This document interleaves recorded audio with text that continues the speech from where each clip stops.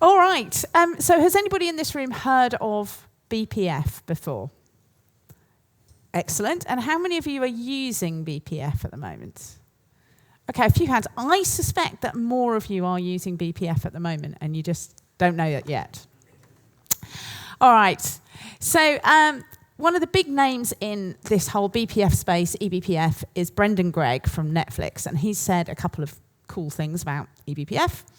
One of them, he described it as superpowers for Linux. I think he was the first person to use the word superpowers, so full credit to him for that. Superpowers sounds really exciting, but doesn't really tell us what it is.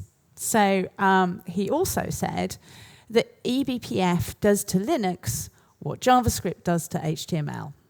So if HTML involves static web pages and JavaScript makes them programmable, what eBPF does is make the Linux kernel programmable, at least to some extent. So eBPF is going to let us run some code in the kernel without actually having to write a kernel module, which seems pretty cool.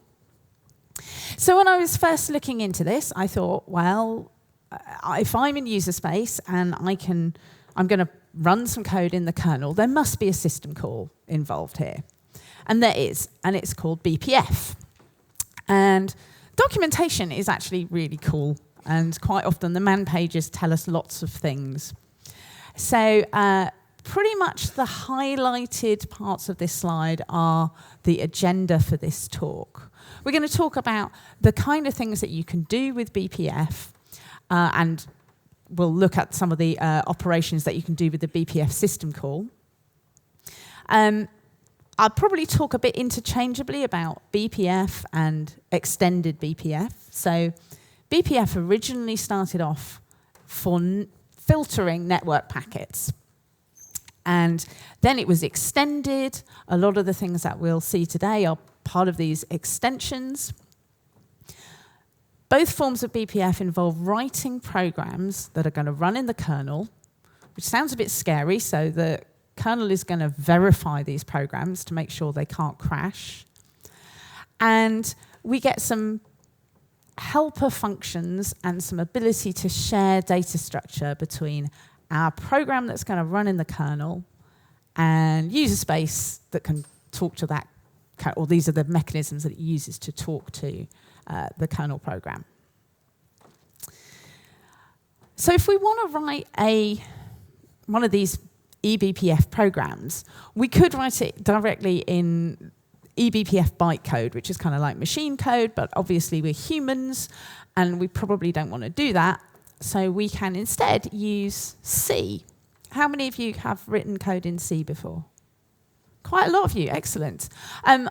My kind of first professional job involved writing C code, so I saw this and thought, yeah, I can remember where the semicolon key is, and I'll be fine. This will be fun.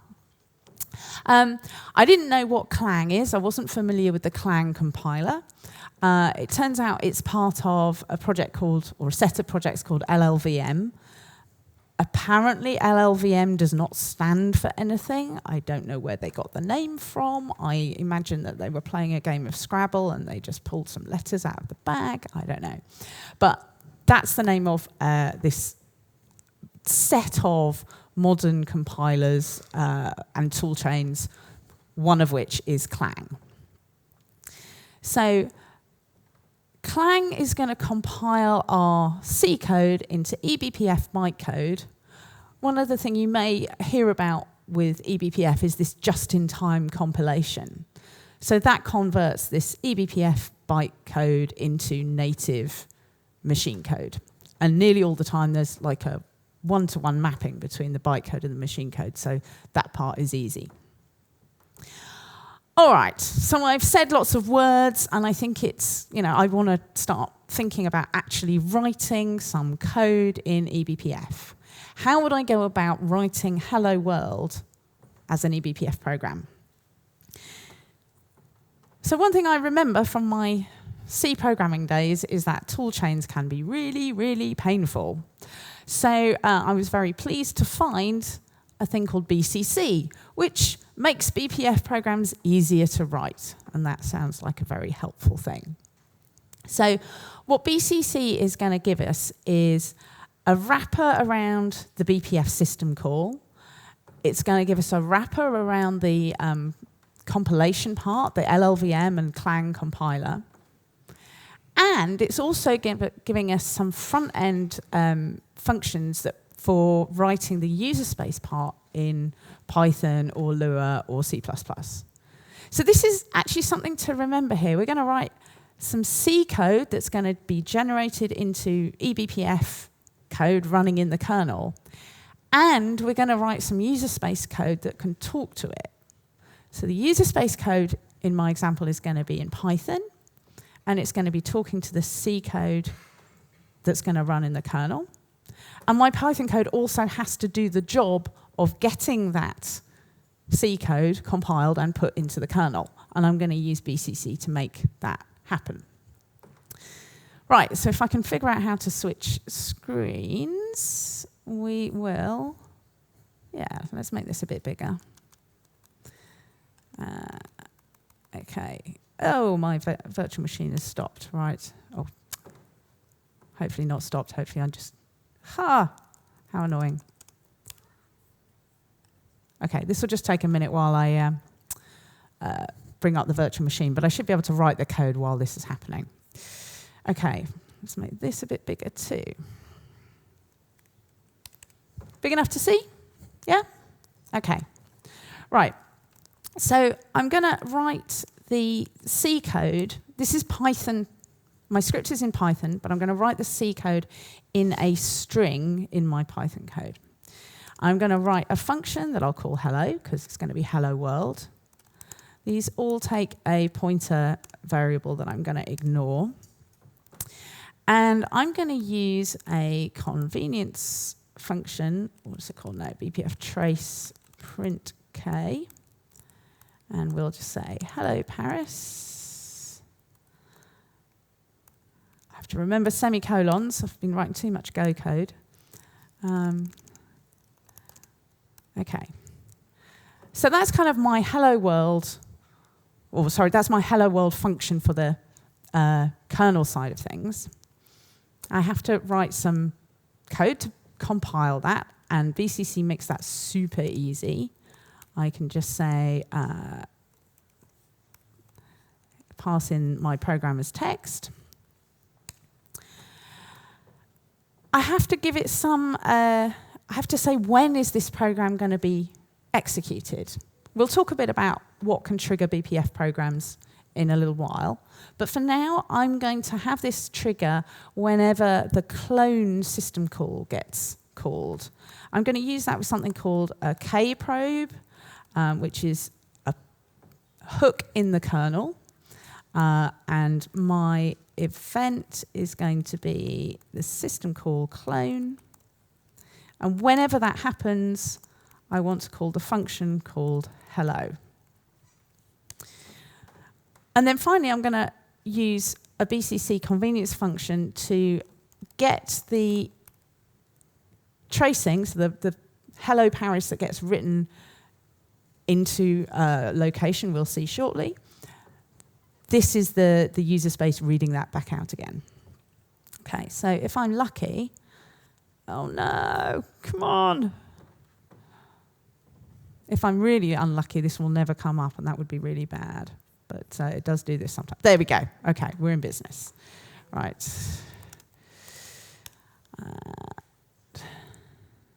This is what happens when I shut my machine before coming onto the stage. Right. BCC examples. Liz. All right. We're in the right place. So hopefully we can run this Python script, and we'll see what happens. Okay, nothing is happening. The clone system call gets called every time we create a new process. So if I log into the same Vagrant virtual machine, actually this is going to be quite a good demo. We should see lots of processes being kicked off as I SSH into the machine. That's kind of cool. And every time I do a new process, we should see another one of these logs happening. Okay, so I've kind of done hello world. Let's have a look a little bit at what's happening there by using strace to see the BPF system call. So the first thing that happens is there's a call to BPF, and it does this BPF program load instruction. So that is the bit where our user space code has a compiled eBPF program, and it's loading it into the kernel through this BPF function. Then if I do another, create another process to make a trace happen, there aren't any more BPF system calls at this point. So something else must be happening. What we could do, we could look at a few more system calls, like we'll see which files are being opened, and let's look at what's being read and write calls. Loads of things, loads and loads and loads of reading is going to happen. Loads of file opening and reading. And that's not really a surprise because we're running Python code, so that's going to involve opening a whole load of Python scripts. We're doing some compilation. That's bound to involve opening a bunch of header files. We'll ignore all of that. The interesting stuff starts here with our program load system call. And then we also see, well, it's opening a few files that are to do with attaching the kprobe. The system must have cloned and created a couple more processes then. That's why we've got a couple more traces happening. And the other thing we can see here is it opens a file, syskernel debug tracing trace pipe. And that's been given identity number 5. And that is where our user space code is reading this trace from. So the kernel code is writing to this one file location, and the user space code is reading it back out again and then writing it to the screen. Okay. So if I manage to go back to my display, couple of things I wanted to talk about. One is about the attaching BPF programs to events. So I used a kprobe in that example.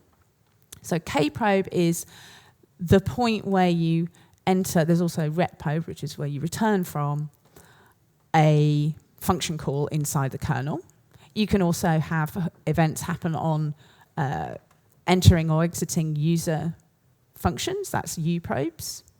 You can put a trace point in at any arbitrary point and call it a trace point.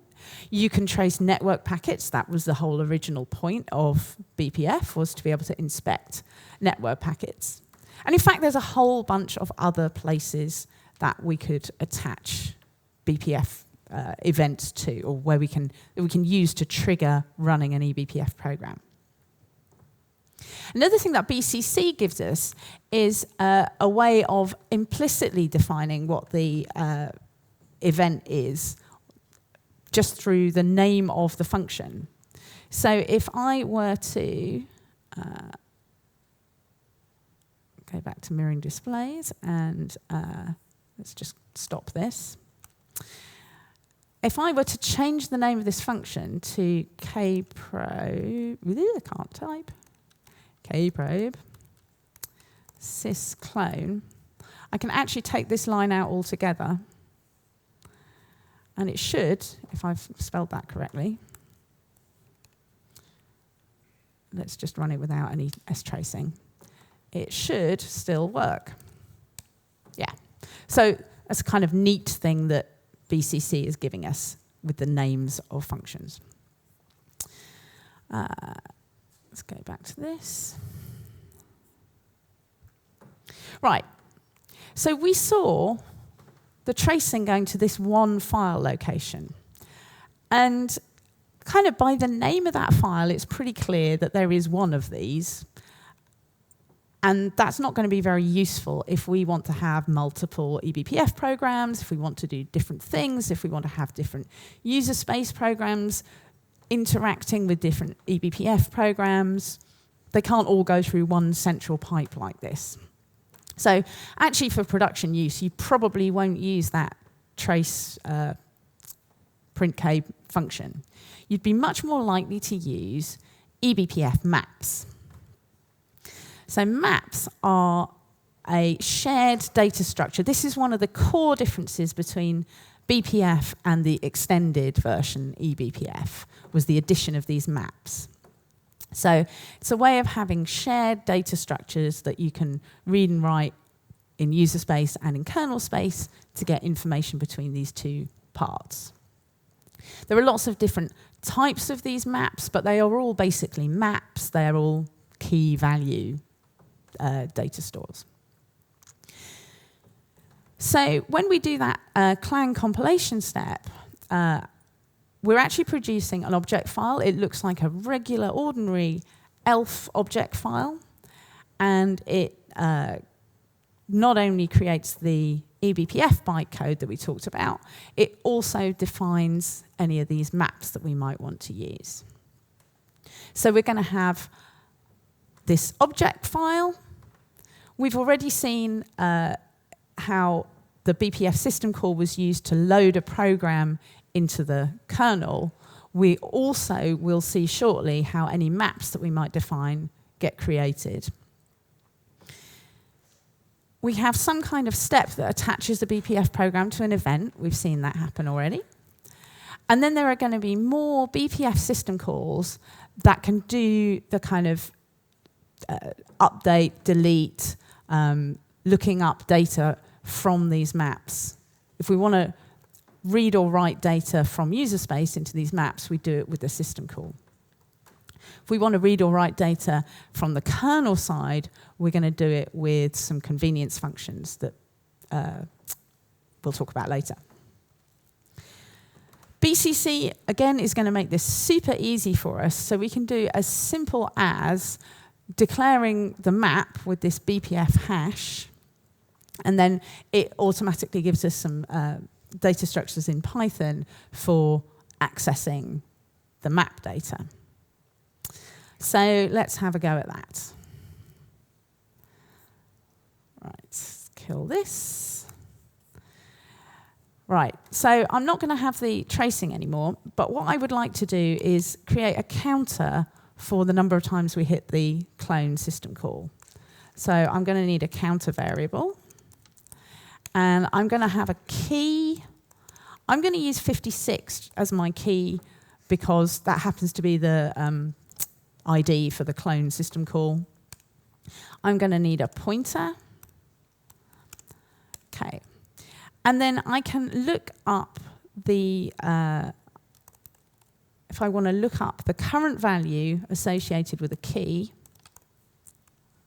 oh, I need some semicolons. That should give me back a pointer to the counter. That pointer might be null, so I better check that it isn't. I can then get the value from that pointer. I'm going to increment my counter, and then I am going to update the value associated with the key with that new counter value in the map. Oh, I needed to declare the thing, didn't I? So BPF hash, I seem to have called it syscall. I was going to call it syscalls, but syscall will do.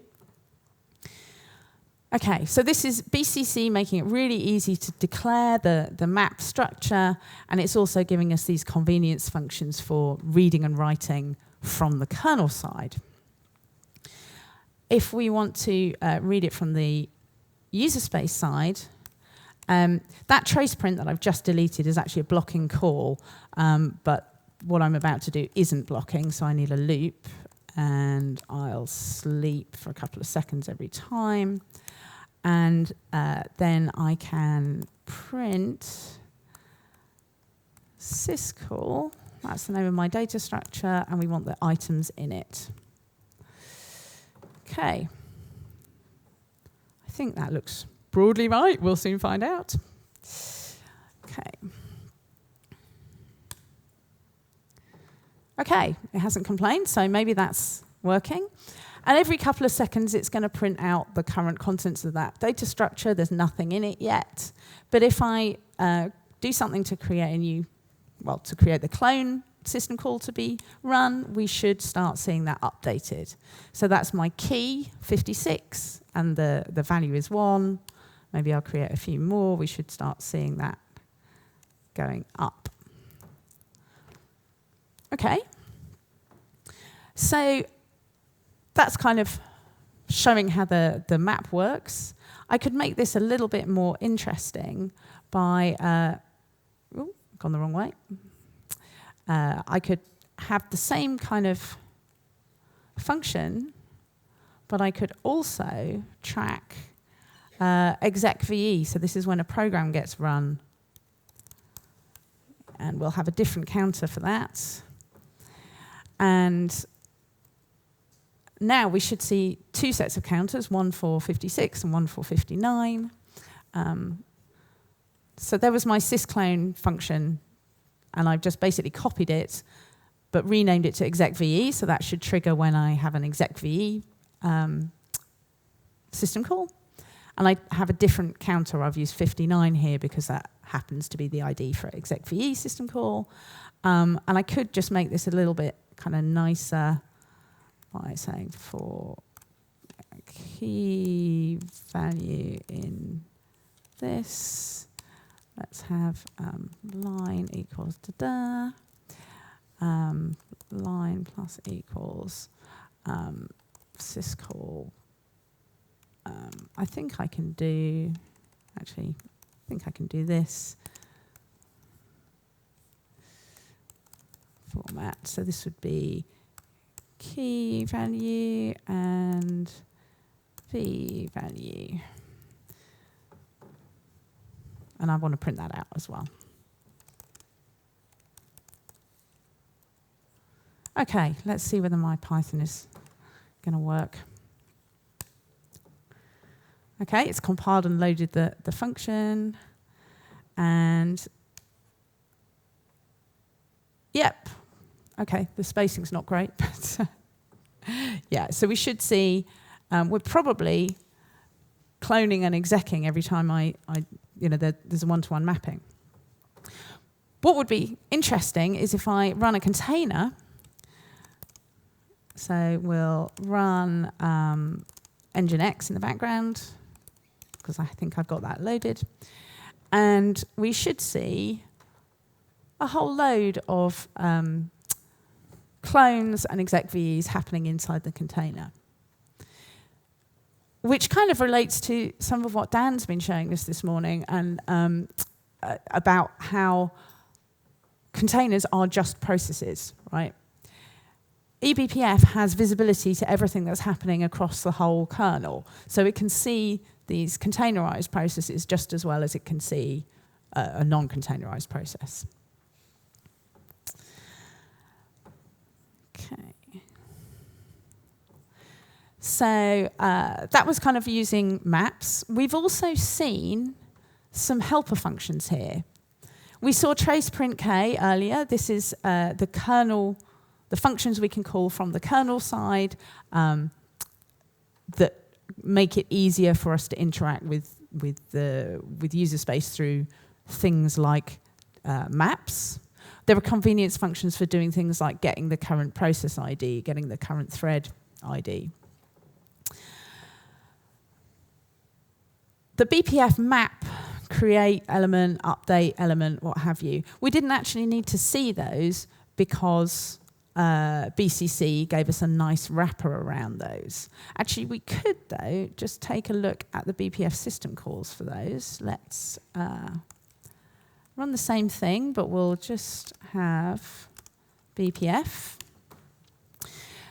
So we've got a map being created, and we can also see before it scrolls off the screen, two programs being loaded, because I've got one for, it's two functions, basically. One for clone and one for exec.ve. And then we start seeing these BPF system calls for getting the next key in the map. To start with, there isn't one.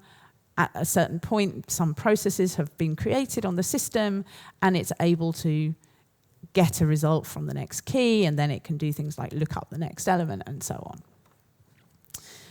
So that's the kind of BPF system call in action. Let's extend desktop again.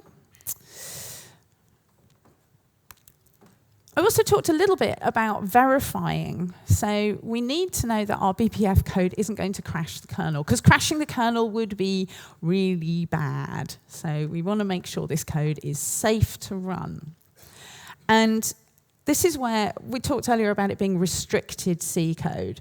There are lots of things that you could do in standard C that you're not allowed to do in a BPF program. You're not even allowed to do a loop. Programs have to be below 4,096 instructions.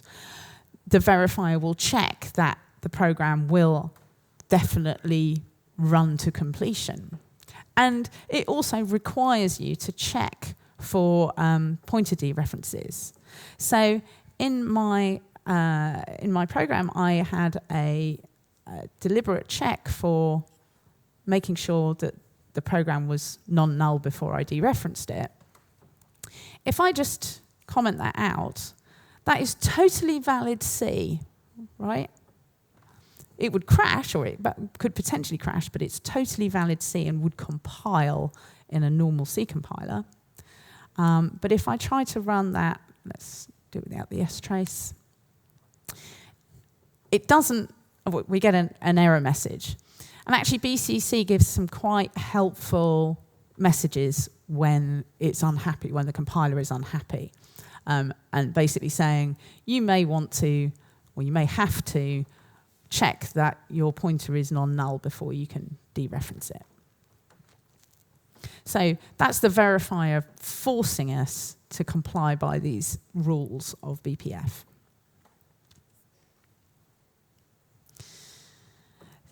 That validation process, if I do something simple, it's pretty straightforward. You know, doing hello world, it's pretty easy to do something that passes and do something that fails.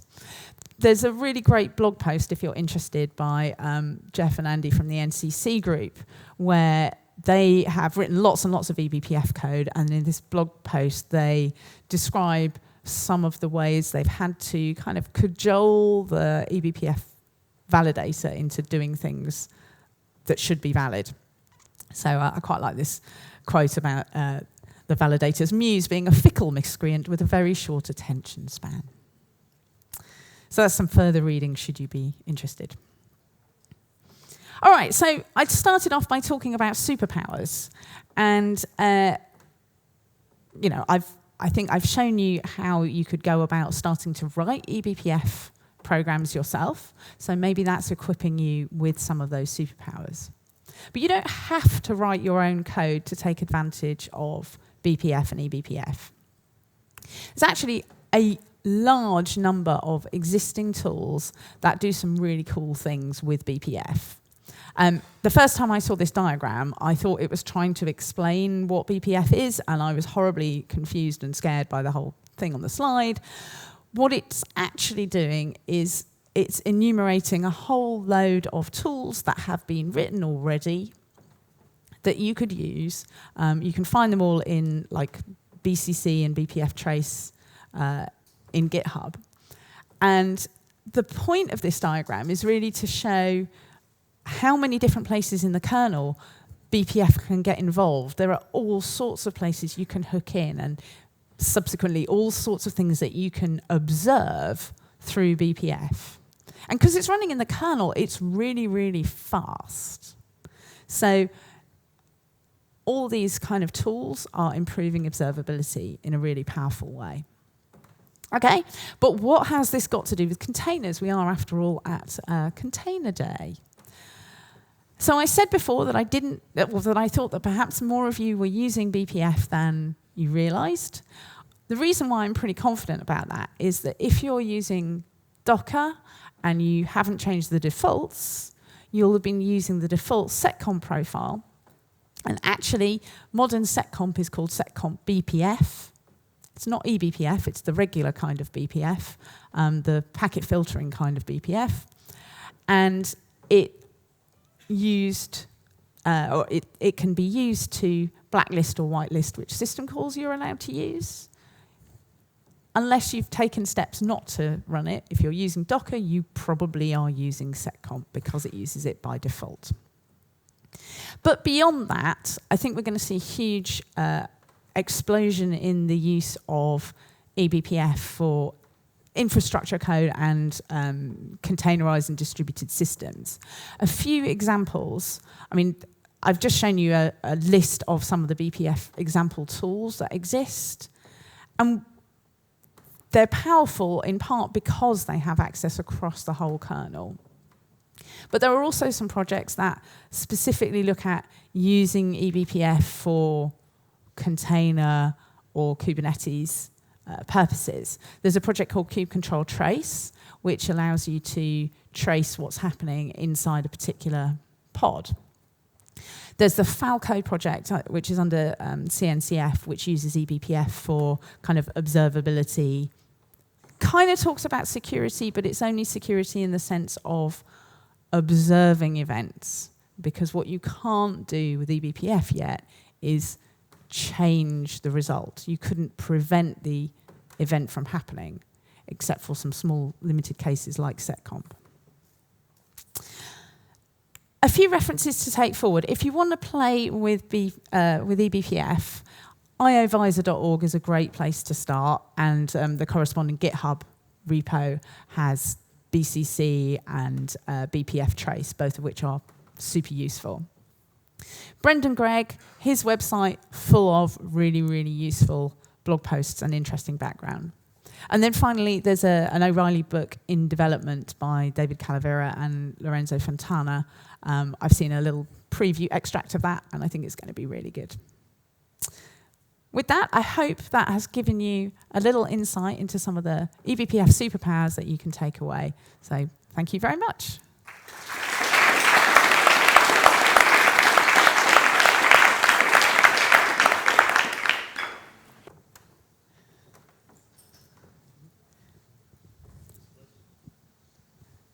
Do you want to do questions if there are questions? Any questions?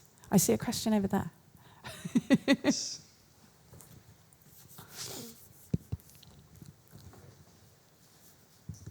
Yeah, I actually have two, so I'll try to get them through quick. One of the concerns as we move towards eBPF is that it requires a compiler, and a lot of our customers in the government don't want a compiler installed on a system. So if we move to like C groups v2, which is going to require like network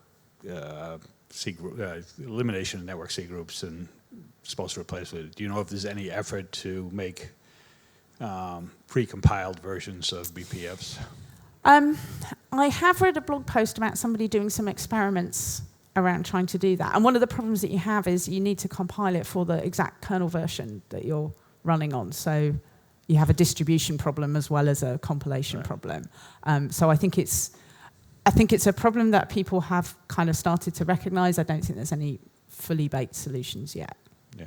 And is there an ability to follow do you have to write a lot of code, or is there a helper function to follow all children of a forked process, so that you could basically watch for PID1 inside of a container and then be able to get all the, say, syscalls of all of its children processes inside the container easily? I think that the problem is the other way around, that because eBPF doesn't really care about the process ID, so you'd have to be keeping track of which processes I'm interested in, but I'm not super confident in that answer. I don't want to write the code for that. That's the problem. Right. Yeah. Thank you. There's definitely convenience functions for looking up which process ID you're in, but I don't know how easy it is then to sort of traverse the hierarchy. Yeah. Hi. Hi. Does running eBPF code makes the security of your program weaker? Trying trying to think of a good way of answering that. So, as a general rule, the more code you have, the greater the sort of attack surface area. So it would be very hard for me to say, add as much eBPF code as you like, and it won't have any effect on your security. I find that a little bit, I don't totally believe that. You are also opening up some information, you're gathering information that may or may not be helpful from attacker's point of view. It's pretty hard at this point to do much that manipulates. You're doing a lot to read, but there's not much you're doing to write information. So I'm not aware of anything that's like catastrophic. I think the answer is probably unknown. I don't know of any particular security known issues, but that isn't to say, because there's always issues, we just haven't found them yet. A lot of work does go into making sure that it is safe, particularly with the verification code, or the verification step.